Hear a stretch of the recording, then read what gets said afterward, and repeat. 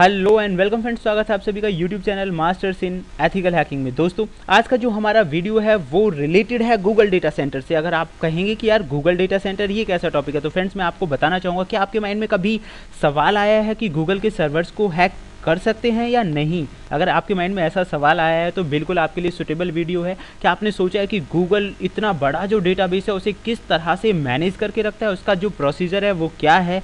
तो अगर आप ऐसा सोच रहे हैं, उसके बारे में जानना चाहते हैं, तो भी वीडियो आपके लिए है। इन सब के अलावा friends Google hacking, Google database, Google data centres और भी बहुत कुछ आपको आज की इस वीडियो में मिलने वाला है। तो फ्रेंड्स जिन लोगों ने अब तक चैनल को सब्सक्राइब नहीं किया है वो सब्सक्राइब करें और लेटेस्ट इन्फॉर्मेशंस गेट करें।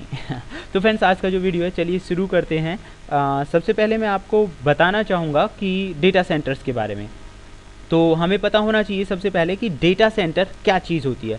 फ्रेंड्स, गूगल के जो डेटा सेंटर्स हैं, जैसा कि आप सभी जानते हैं कि गूगल के जो डेटा सेंटर्स हैं बहुत बड़े डेटा सेंटर्स हैं, यानी कि गूगल जो अपना डेटा रखता है बहुत बड़े एरिया के अंदर उसे स्टोर करके रखता है। इसके लिए बहुत सारी हार्ड डिस्क, अगर हम कह सकते हैं, जो डिजिटल स्टोरेज मीडियाज़ हैं उनका इस्तेमाल किया जाता है, जिसमें हार्ड डिस्क हैं, SSDs हैं। आप साइड में अगर फ़ोटोज़ देख रहे हो तो यहाँ से आपको अंदाज़ा लग सकता है कि ये सभी जो है ये तो एक बहुत छोटा सा रिव्यू है। मैं ये कह सकता हूँ कि ये शायद 10वां हिस्सा भी नहीं है डेटा सेंटर का। इससे भी ज़्यादा बड़े एरिया में डेटा को स्टोर करके रखा जा सकता है।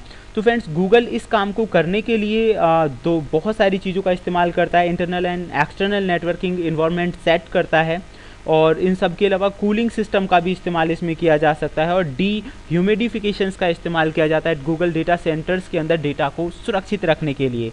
फ्रेंड्स, आपको जानकर हैरानी होगी कि गूगल का स्पेशली इलेक्ट्रिसिटी सेंटर्स है, यानी कि गूगल का खुद का पावर हाउस है अपने डेटा सेंटर्स को पावर देने के लिए। एंड अगर हम बात करें स्पेशली लोड बैलेंसिंग के लिए, इसमें बहुत सारी चीज़ें हैं। फॉल्ट टॉलरेंस के लिए इसमें सॉफ्टवेयर्स का भी इस्तेमाल किया जाता है।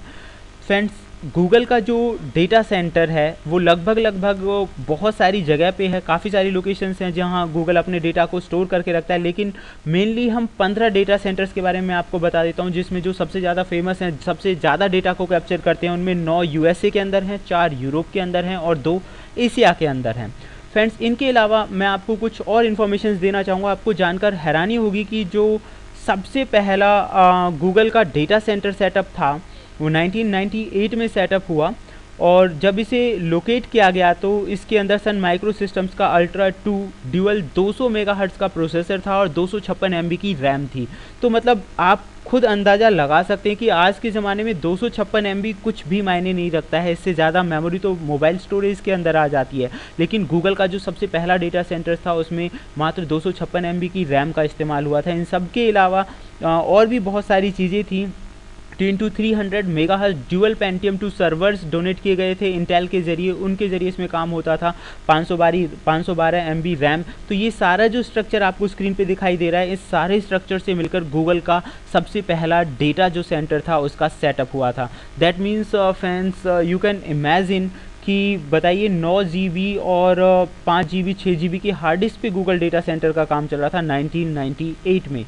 तो ये काफ़ी इंफॉर्मेटिव है। जैसा कि अगर हम हैकिंग की बात करें तो हैकिंग मीन्स क्या है कि अगर कोई भी पर्सन किसी भी स्पेसिफिक वेबसाइट, कंप्यूटर्स या सॉफ्टवेयर्स के अंदर किसी भी कमी का पता लगा ले और उसका गलत इस्तेमाल करे तो उसे हम हैकिंग कहते हैं। तो डेटा सेंटर्स के बारे में बताने का मेरा जो मेन पर्पस था वो यही था कि पहले आपको उनकी स्ट्रक्चर के बारे में पता चले, उसका जो बेस है वो क्लियर हो, ताकि हम उससे रिलेटेड जो आगे का वर्क है वो देख सके। Being a penetration tester, ethical hacker, आपको ये चीज़ें पता होनी चाहिए कि डेटा सेंटर्स क्या होते हैं, किस तरह से उनकी वर्किंग होती है और थोड़ा बहुत हिस्ट्री के बारे में। तो इसीलिए मैंने इस वीडियो को लॉन्च किया है। इन सब के अलावा फ्रेंड्स, मैं आपको बताना चाहूँगा कि हम प्रैक्टिकली भी ये सारा कुछ, मैं आपको बताऊँगा कि प्रैक्टिकली ये जो वर्क है वो कैसे किया जाता है नेक्स्ट वीडियोज़ में।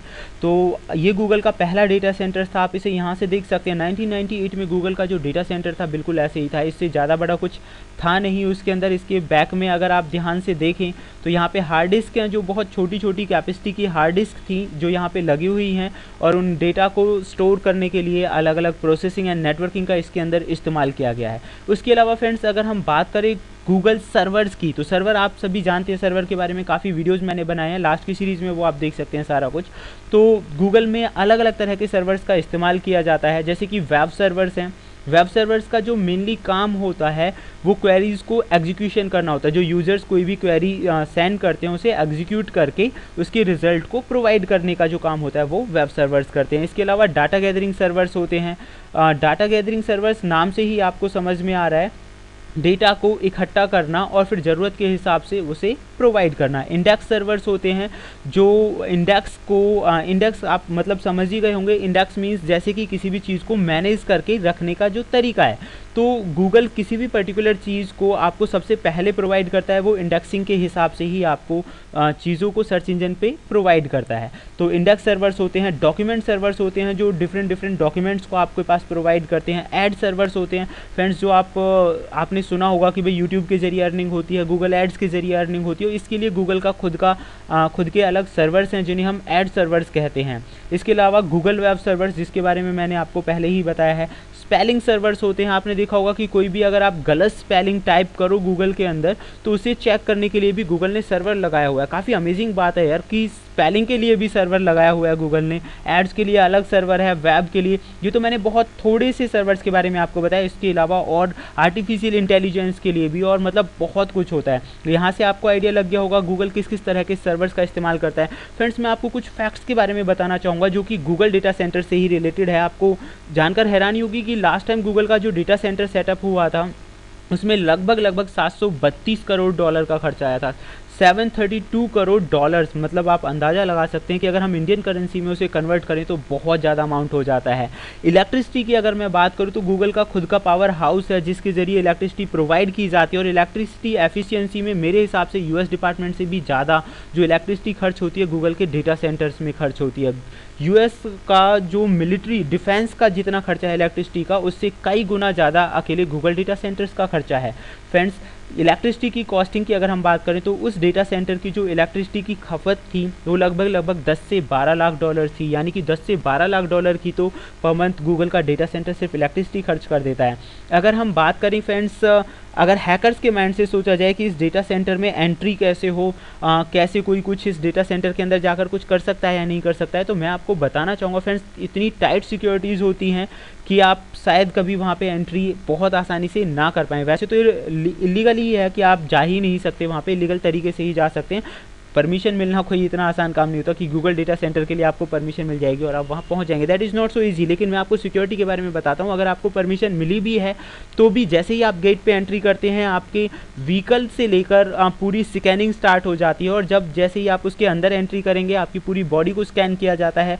आफ्टर देन बॉडी स्कैनिंग के बाद अगर हम बात करें तो थंब रीड आपके किए जाते हैं जिससे आप वहाँ एंट्री कर पाएंगे। तो मतलब बहुत ज़्यादा टाइट सिक्योरिटी है, वो इजी नहीं है कि गूगल डेटा सेंटर्स के अंदर आप आसानी से एंट्री कर पाएँ। फ्रेंड्स, गूगल डेटा सेंटर के अंदर जो मेन सर्वर था उसमें लगभग 8 से 9 लाख सर्वर्स काम करते थे। तो आप अंदाज़ा लगा लीजिए कि गूगल के अगर एक सर्वर में भी प्रॉब्लम होती है तो लगभग 8 से 9 लाख सर्वर्स पे इफेक्ट पड़ेगा, और 8 से 9 लाख सर्वर्स पे इफेक्ट पड़ने का मतलब है कि करोड़ों कंप्यूटर्स और करोड़ों वेबसाइट जो उन सर्वर से जुड़ी हुई हैं वो क्रैश हो सकती हैं।